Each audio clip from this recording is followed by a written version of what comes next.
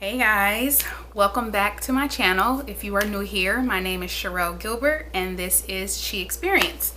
So for today's video, I'm going to talk about something that is very touching for a lot of people in the TTC, which is trying to conceive / fertility community. Just a lot of us have experienced these things, and I have been wanting to address this on my channel for a while. So what I'm going to address is things that you should not say to someone who's trying to conceive, someone who's dealing with fertility issues, just things to not say. And the reason I've been wanting to do this is because so many of us who've experienced, who are on this journey, who've experienced this journey, have gotten at least one of these questions before, and it is frustrating. Sometimes these questions are triggering, but I just felt like it was necessary to put out a video just kind of as a way to help basically to help educate people and to help make them more aware about why the certain questions that they ask may be hurtful, triggering, emotional for people, for women, for couples who are trying to conceive. And I'm gonna just share with you some things to not ask, and then I'm gonna end it with basically things that you can do instead to be a help rather than an annoyance. If that makes sense. So I again wrote some notes because I want to make sure I got everything. I did a poll, a few ladies that I asked them, just some questions that they get, and they shared those with me. I've also just kind of seen from other people's posts on IG different questions that they've asked. So I just compiled myself a list of 10 things to not say to someone who is trying to conceive. Let's go. Okay, so the first one is just a general question to anybody, whether they're trying to conceive or not, is when are you going to have a baby, or why haven't you had a baby? I don't know why we're still asking that question in 2020. Like, why? When are you going to have a baby, or why haven't you had a baby yet? First and foremost, I just feel like if you have to ask that question, that just means you're not close enough to the person to even have the answer. Like, you know what I mean? Like, if you are close with that person, if you guys are good friends or your family members and you're close, then you will probably know why they have not had children yet. Whether it's a personal choice that they've decided to wait, whether they're dealing with fertility issues. Like, if you're close enough to that person, then you already know. So I feel like if you have to ask, then you're not close enough to know the answer, if that makes sense. So just stop asking that question in general. It's just a loaded question. You don't know why someone hasn't had children yet. There could be a host of reasons. Maybe they just aren't ready yet. Maybe they decided that they don't want kids. Maybe they're dealing with fertility issues. You just really don't know. So to ask that question is very loaded. It's not a simple, easy question. Like, it's not a yes or no. It's not something where it's just a simple answer. So I just feel like, again, if you have to ask, then you're not close enough to that person to know the answer. That's it. Wait until they tell you. If they decide they want to share with you why they haven't had kids yet, then great. But just don't ask that question. It's just so personal. It's such a loaded question, and you just don't know how hurtful or triggering that question can be. So that's the first one. Let's stop asking that in 2020, okay? All right. Number 2, you should stop trying and let it happen naturally. So I've gotten that response a few times from someone when I said that, we were trying. They asked, they asked question number 1, when are you going to have kids? And then I have responded with, we're trying, without really going into too much detail. So a lot of times people respond, with that whole we're trying to let it happen naturally. The reality of it is, many of us, it can't just happen naturally. It doesn't just happen naturally. You know what I mean? The reality is that natural pregnancy is not the reality for many of us, and to respond that you should stop trying or to let it happen naturally. Again, you don't know that person's story, you don't know what they're dealing with or why they haven't been able to conceive. So just try not to say or respond with don't try, you know what I mean? I had someone say this to me, and the first question she asked me was, are you pregnant? Because my stomach I am very bloated. Like, ever since I started fertility treatment and after, the injections and all of that, I've just gotten bloated. My hormones are all over the place. It's just a difficult time for me in terms of, you know what I mean? Like maintaining weight, maintaining clear skin. Like, I've just accepted, like, this is my normal for right now, and I'm okay with it because I know, what I'm doing, I'm trying to bring life. So anyway, one day I was just, I guess, looking bloated, and this lady asked, are you pregnant? And the way she asked was almost like, you gotta be pregnant because your stomach is just, like, she just kind of seemed disgusted. Like, are you pregnant? So I looked at her and I just smiled and I said, not yet, but I'm trying. And she said, well, if you stop trying, then that's when it happens. So I said, well, when you've been diagnosed with endometriosis, had your tubes removed, and you've just gone through fertility treatment, which is why you look pregnant, you can't stop trying. So the reality is, for many of us who are dealing with fertility issues, you can't stop trying. And trying for us can be going to a fertility clinic and seeking treatment. Trying can be actually going through treatment. Trying can be, changing your diet or changing your lifestyle. Trying for many is more than just having sex every night with your husband. Like, trying encompasses so much more. So to tell someone to stop trying, again, to me, it's just a little ignorant because you don't know what trying for that person is. So if someone tells you, they're trying to have kids, just listen. If they want to share whatever it is that they're doing to try, or whatever else it is after that, then fine. But please don't respond with saying stop trying, it'll happen naturally, because that's not a reality for many of us. Okay, so number 3 is another offense that I've experienced.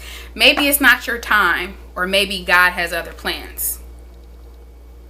First off, nobody has authority over God's timing or his plans. You don't know what God's plans are for anybody. So to say to someone, who I guess maybe they've expressed to you that they have not been able to get pregnant, and your response is maybe it's not God's timing, how do you know? Or that it's not God's plan? Again, how do you know? Like, how do you know what God's plan is for someone else's life? We don't even know God's plan for our own lives. Like, so how can you say that maybe it's not for somebody else? Like, you just really don't know, and you don't know how hurtful that can be. And also it can come off as judgmental, because it's almost telling them or saying whatever it is that they're doing is outside of God's plan for them, and maybe not having kids or waiting is God's plan. So that can come off judgmental, it can come off hurtful. So just please refrain from inserting what you think God's plan is for that person's life. Like, because you don't know. You don't even know God's plan for your own life. So it's not a good one. This one, number 4, is why don't you adopt? So I've shared in a previous video that was a response to me, after finding out my tubes are removed and we couldn't have children naturally. Why don't you adopt? Number 1, I think a big misconception that people have about adoption is that, and I don't know why they think this, maybe it's just on TV or something, but like, there's just this adoption center, you walk in, you pick out a kid, and you go home with a child. Adoption, just like going through infertility, is just as much of an emotional roller coaster as going through infertility, going through fertility treatments. It's such an emotional roller coaster. It's such a big process. It's an expensive process as well. It's not just simple and easy as walking into a pet shop and picking up a puppy. It's not that simple. So to tell someone who is coming to grips with the fact that they may not be able to conceive naturally that they should adopt, you're now presenting them with this huge mountain that that hope is gone for you. You're pretty much telling them that that's it, hope is gone for you. Any option of going through fertility treatment is over. So now here's this other mountain you gotta climb. Adoption is not easy. I've seen people who've gone through or who've experienced failed adoptions. It's like I said, it's a journey. It's another form of basically going through fertility treatment. It's not easy, it's expensive. You run the risk of possibly, not, having a successful adoption, especially if you're trying to adopt a baby. There's a possibility that the mother may decide she does not want to give up her child for adoption anymore. Like, it's not just something as simple, you know what I mean? It's not a simple solution. It's not a quick fix. It's not something that you can just run to because because you don't think this is going to work out for them. Like, if they present to you or share that they are going to adopt, then fine, but don't offer that up as an option, especially if you've never experienced or gone through adoption or the process yourself. It's just that person may not be there to ready mentally to even receive that. Like, they're still trying to process their own, the fact that they can't conceive naturally. But then to throw on, well, why don't you just adopt, as if that's just some quick fix, some quick solution to the issue at hand. It's just I just can't explain why that's just not okay to say as another option. Like, it's just no. While adoption is very beautiful and I commend people who are able to adopt, there's people have to get to that point first. So to offer that up as like, oh, well, you can just do that. You know what I mean? Like, wow, you may think that that's helpful or gives them hope. They still may be trying to cling to the hope that someday they'll be able to conceive naturally. So that's that. Number 5. All of these get on my nerves, but it's like with each one, I get even more annoyed. This one I've gotten to, and I know other people have gotten this as well. You can have my kids, or kids are a lot of work anyway. First off, nobody wants your crusty kids. Joking, but not joking. Like, first off, if you're willing to give your kids away that quickly, I don't want them. If you're willing that quickly to give away your children, I don't want them. Number 1. Number 2, you're not really going to give your kids. So you're not going to give up your kids like that. Like, so while you may think that that's funny or helpful or comforting, it's none of the above. It's not. Like, it offers no solution. It offers no comfort. It offers no humor, especially if that person is not even in a state to be jokey or laughy about this. Like, to say, oh, you can have my kids, how does that help that person? And I'm sorry to laugh. Like, I have to laugh to not be, I have to laugh to not be annoyed or angry with, people, because generally people just don't know. I think people just say what they've heard other people saying. They just say stuff, and so it's not, out of anger towards anyone or, anything like that. I just have to laugh because of just the ignorance of it all, So first off, to tell someone that they can have your kids is not helpful and it's not humorous. Again, I don't see the point in that. Also, that kids are a lot of work anyway. So what on earth that requires work or that requires effort is not worth it? You know what I mean? What is it on? I mean, anything that's worth having or worth, obtaining requires a lot of work. Marriage requires a lot of work. So because something is hard work or requires a lot of work or effort, that means you should avoid it? Like, do you stop going to work because getting up every day and every morning to get yourself together and get your kids together and go to work is hard? Does that mean you should stop? Does that mean that you should just give up on your marriage because marriage is hard work? Like, why is it that because kids are hard work, you know, basically you should give up, or you shouldn't feel bad because you can't have kids? Like, that also does not offer any type of comfort or any type of relief to anybody to say that kids are hard work. Anything worth having is going to be hard work.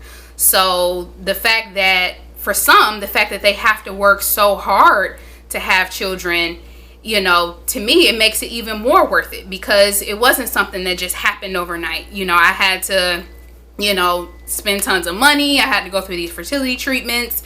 Like, to me, you know, something that you have to put so much of yourself into, your mind, your body, and your spirit, makes it worth it. So to say that kids are hard work anyway, or you're not gonna have downtime or whatever, that's with any change in life. That's with anything. So that's not helpful. You know what I mean? For somebody who wants to be an entrepreneur, it's gonna be hard work. You know, it's gonna be sleepless nights. So does that mean they shouldn't pursue it because it's hard work? We just gotta think before we just say stuff. Okay, number 6. I've heard this too. I hear treatment is expensive, I could never do it, or I don't believe in fertility treatment. If someone opens up to you or shares with you that they're going through fertility treatment, please don't say to them that you could never do that, or it's expensive, or point out any other negative aspects of it, because again, that's not helpful. You know what I mean? If someone opens up to you that they're going through fertility treatment, you know, they need all the encouragement in the world. Like, they don't need any type of reminder of how expensive it is. You know, they don't need to hear that you would never do it, or that you don't believe in the treatment. Like, that's not helpful either. You know, I've heard that, you know, some people have said that they don't believe in treatment. I've even had, you know, or heard someone say that, you know, oh, I can never do that, I can never do that. Well, there's a lot of things that other people do that I could never do, or that I'll say that I can never do, but you don't know until you're faced with that situation. Me, a year ago, 2 years ago, I was not about fertility treatment. I'm not seeing a doctor. I'm not going. But guess what? When that's my only option, I'm right there. Hi, doctor. Give me all the treatment you got, because I'll take it. You know what I mean? Like, you just don't know what you would do in that situation. So to say that you would never do that, or you could never do that, is, to me, is completely inaccurate, because you just don't know what you would do if you were in that situation. So just, again, be mindful of those type of responses of what you could never do, or girl, you better than me because I would never. I've heard that too, and it's like, you don't know what you would do. Especially if something is your only option, you're gonna do it, point blank. This is another one. A friend of mine was trying, and then bam, she got pregnant. Or, you know, I know sometimes to share with someone who's, you know, dealing with fertility treatment, or infertility, or going through fertility treatment, to share a story of someone who, you know, who went through it similarly and then they got pregnant, or, you know, or they were getting ready to go through fertility treatment and then they got pregnant on their own. While that may be helpful, you just don't know where that person is. You don't know where they are in the process. You don't know where they are in their feelings, and how something like that can be a trigger.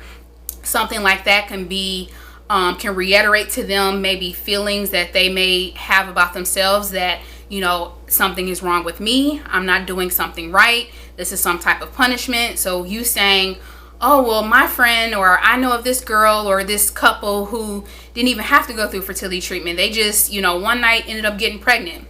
Well, let's say that this person that you just said that to has been trying for years, and they've also gone through fertility treatment already, or they've already gone through, you know, some type of fertility treatment, and they still haven't. So to them, that's saying, or to that person, that may be saying to them that something is wrong with me, because this person over here was able to get pregnant right, you know, before even starting fertility treatment. And here I am on my third or fourth round of IUI and getting ready to start IVF and I still haven't gotten pregnant. You know what I mean? So you just don't know where that person is. So I just think you just have to gauge and see where they are to even accept, you know, a story like that. Or somebody, you know, I know this person who, you know, I don't know.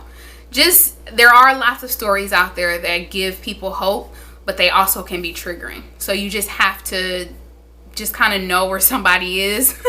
And, you know, it's easier said than done, but you just have to be mindful and be careful about being quick to share a story of hope. You know what I mean? You just have to be mindful, because you just don't know where that person is.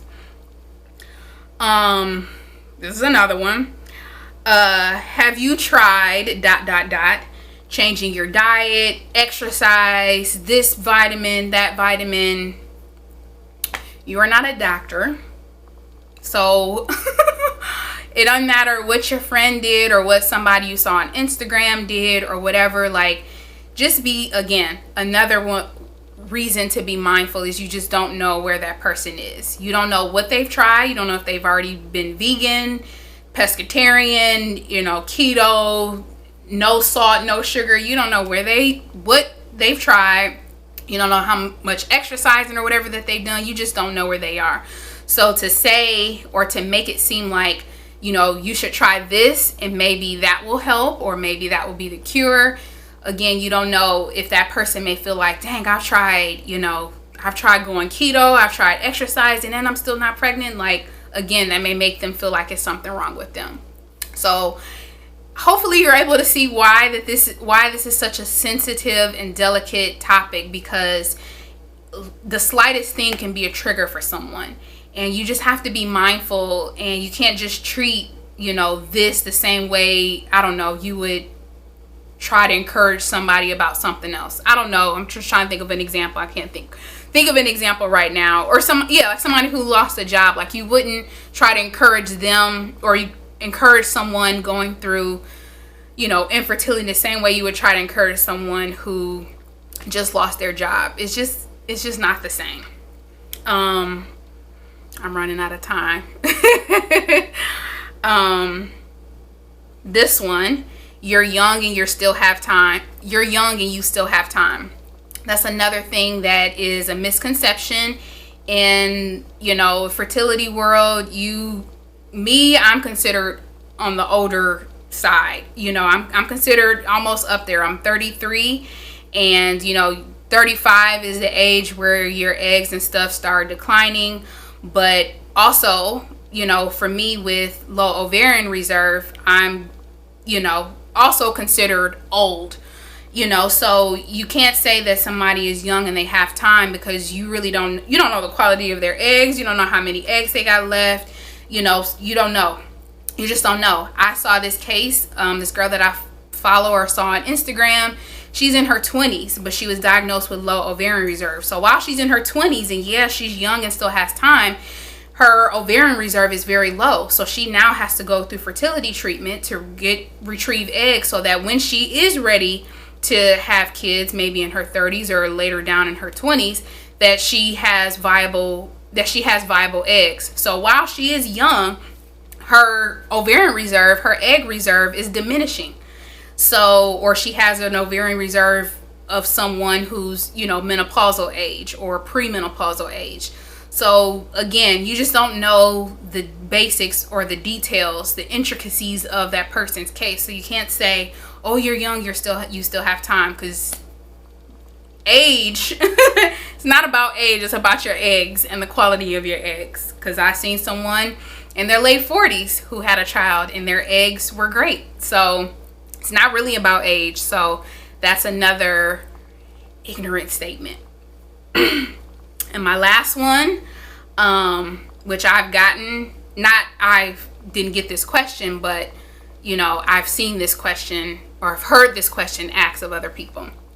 After someone conceives, was it natural or did they do IVF? Why does that matter? Why does it matter? Like, if they tell you it was done through IVF, then what? You gonna ask them about the process? Are you still gonna congratulate them? Does it change the child?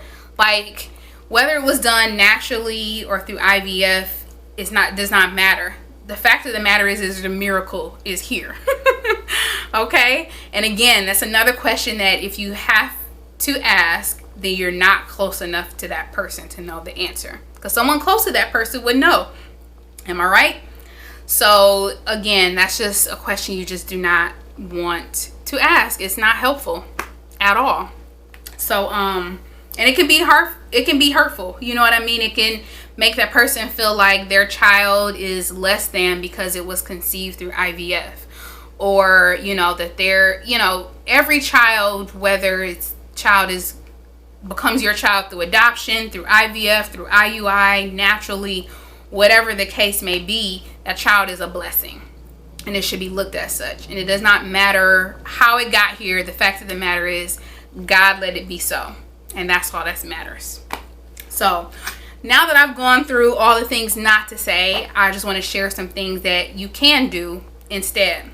So in this world where we are so quick to respond, slow to listen, we always have to have something to say. Sometimes saying nothing is the best thing you can do. If someone reveals to you that they are dealing with infertility or that they're going through fertility treatments, sometimes the best thing you can do is just listen. Just be a listening ear. I remember when I went through my surgery last year, and right after, my friends came over, my mom came in town, my dad came in town, and literally everybody just sat and they were just quiet. They didn't come in with a bunch of advice, and this is what you need to do, and this is what you need to do, and remember what the Bible says. Like, sometimes nobody want to hear that. Like, yes, you know what the Bible says. Yes, we know about God and how he can turn this thing around. Or yes, this person may have went through IVF and they may know all of that very well. But sometimes you just need to be quiet and just let them vent. If they're frustrated, they're tired, they're stressed out, it's just important to just let them vent. So yes, it's important to let them vent and meet them where they are. Like, in terms of feedback or advice or anything like that. Like, it's just important to meet them where they are. Like, and also don't be so quick. I know this is like a quick automated response, it almost seems like, but saying I understand. Because I feel like unless you've been through infertility specifically, you can't say I understand. So just be cautious in using that phrase, because you really don't understand. One thing that my mom early on told me, and I just remember I was just, venting to her and expressing my feelings. And one thing that she said to me that was so helpful and powerful was, I don't understand, but I'm here to listen. I'm here to listen to your feelings. I want to know how you feel. Like, I'm here. And that's so important, because a lot of times we do feel like we're alone, and you acknowledging that you don't understand because you've never experienced it, but you're here. I don't know. It's just comforting in a different way, if that makes sense. Like, it is helpful to have someone or to talk to people who've been through it, but also someone who hasn't, who's not trying to offer advice or pretend like they understand, is also helpful as well. To be completely honest, I don't understand how you feel. I've never experienced infertility, but I want to know exactly how you're feeling. I want to know what you're going through. Like, just to show some type of interest in what they're going through and letting them know and assuring them that you're going to be there is very helpful.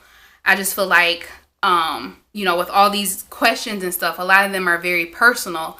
And if you're close enough to someone where you feel like you can ask these questions, I feel like you should be close enough to be a listening ear and to be emotional support, and not one who just is quick to respond or just, always have something to say, but just being there to listen and to be that support.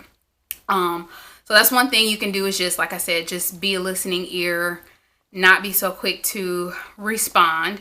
Another thing that's been helpful to me is, showing interest in their treatment, because many of us don't know, all the ins and outs of fertility treatment unless you're going through. To me, or what's been helpful to me, is having supports who are genuinely interested. Like, maybe attend an appointment with them if you're able to, or follow up with them after an appointment. Ask questions, about their treatment, or what all it entails, and the medication that they're going to be taking and what that medication does. And follow a blog, or read a blog, or look for someone on IG or YouTube who may be sharing their story, and you can get more of an idea of it. Because to me, knowledge is power. If you are a little bit more educated in it, then from a standpoint of seeing from the outside looking in, I feel like you can have not a full understanding, but more, I guess, sympathy for that person, or compassion. Because not only are you hearing, the emotions and all of that, but you see the process and you understand, and then you're able to say, like, man, that's a lot, you're dealing with a lot. So to me, and like I said, I've experienced this, is people who in my family or friends who've shown a genuine interest in my fertility treatment. So how was your appointment today? Even my coworkers, some of my coworkers are like, so what's the news with today's appointment? Whether it's good or bad, like just being there with them, and whether it's physically or after the appointment, kind of checking in with them is very helpful. It's more helpful than asking any of these other questions. It just shows, again, that you care, you're there, you're a support, and regardless if like I said, exactly how they feel, you're there while they're feeling it. You're there in the trenches, in the mud, you know what I mean? It just helps, because one of the things about this journey is many of us feel alone. So, just to have those supports, not just from people who are going through it, but from people who actually just care, you know what I mean? Just genuinely care. That's helpful, so just show some type of interest, become educated in their fertility treatment, in the fertility process. That is a way that you can help your friend, your loved one, while they're dealing with fertility issues, infertility, or trying to conceive. Something else that you can do to be a support is, sending encouraging words, whether it's encouraging text message, a note, a letter, a gift, just letting them know you're thinking about them, a DM on IG, anything like that can be helpful, because you don't know what that person may be going through in that moment. While yesterday you talked to them, they were good, but the next day something may have triggered them and they're not good. So a message from you saying, hey girl, thinking about you, just wanted you to know, I love you and you got this. Like, that can just change the trajectory of their whole day. I remember one day, I can't remember exactly what it was, but I was just struggling. I was just having a bad day. We have good days, we have bad days. And I acknowledge to myself all the time when I'm having a bad day, I'll say, today is a bad day, emotionally. So that was one of the days I was having. And one of my friends who I don't talk to on the regular, we see each other on IG, like each other's pictures, that sort of thing, but we haven't really, interacted with each other since we were younger. But it was one day I got a message in my DMs on Instagram, and she just told me how encouraged she was by, me sharing my story. And, she just uplifted me. She just said, keep going. I don't know, the Lord just impressed upon my heart to reach out to you, and whatever else she said, but I was just in tears, because I was like, this was so timely. Like, I don't even talk to her regularly, but she, felt impressed and she reached out to me. So that's something that you can do to, help someone who of is dealing with the same thing. Reach out to them. I've gotten random gifts in the mail, packages, like I said, notes, cards, random gifts, like things like that, you just don't know how much that can brighten someone's day. It can brighten anyone's day. I mean, let's be real. It can brighten anyone's day, but especially, in speaking, just sticking to the topic, someone dealing with this, like just an encouraging word, a letter, a text message, an Instagram message, sharing, something that you saw on Instagram that was encouraging to you. You just don't know how much that can help someone, because it's helped me a lot. So appreciate y'all. So that, let me think of anything else that can be helpful. Things that you can say or do for someone who is TTC. Those are the things that came to mind, just based off this things to not do list. The things to do are very small and simple. You know what I mean? Just being more of a listening ear, being slow to respond or give advice, meeting them where they are and where they are emotionally, taking an interest in whatever type of treatment that they're going through, whether you decide to accompany them on a visit or not, or just showing some type of interest, being encouraging, sending them encouragement along the way. Those things help. So, I just feel like those have been major things that have helped me. If you are on this journey and you think of something that, has helped you, please share with me below, because then I'll share it on my IG or whatever. But, or, people who read the comments can see, obviously. But, these are just some of the things that have helped me, and has, again, with things that have helped me and things that just helped me along this journey and help to make this journey a bit more peaceful and joyful, the way that it should be. So I think that's it. I think that is it. Yeah, I think that's it. So again, if you have any comments, questions, let me know below. Anything you want to see in future videos. Since we are quarantined, I am going to be doing more videos. Also, I'm getting ready to do my hair. Like, I know you guys have seen me, my first videos, I've had braids. So this is obviously my natural hair. My hair has changed so much in my life. And in my next video, my hair will be different. And I just wanted to address that. I changed my hair a lot. So you'll be seeing my hair differently pretty often. I'm getting ready to do another protective style. I thought about filming that. I don't know, because I be looking busted when I do my hair. I really do.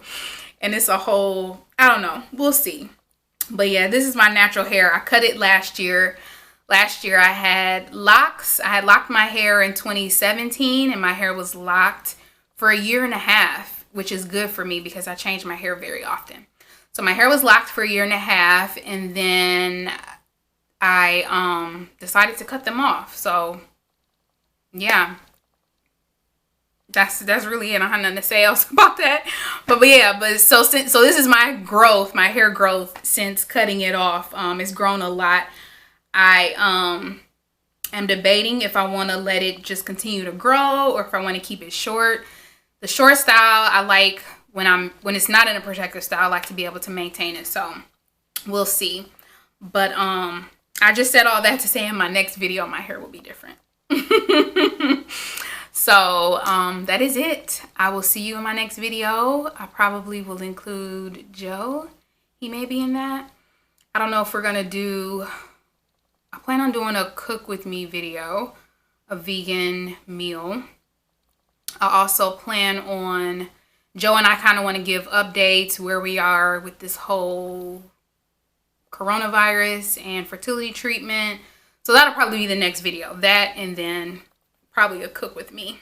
And I may even show, I don't know, I may record me doing my hair. So be on the lookout. I have a few video ideas coming up. So anyway, you guys stay well, stay safe, continue to practice social distancing. I would really as much as I'm enjoying the downtime, being at home because I'm a homebody and an introvert, I would like to see the world get back to normal, whatever normal is. I would like to see that soon.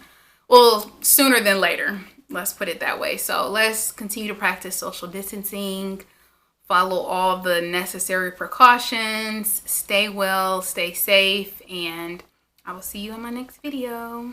Oh yeah, don't forget to like, comment, share, and subscribe. Bye.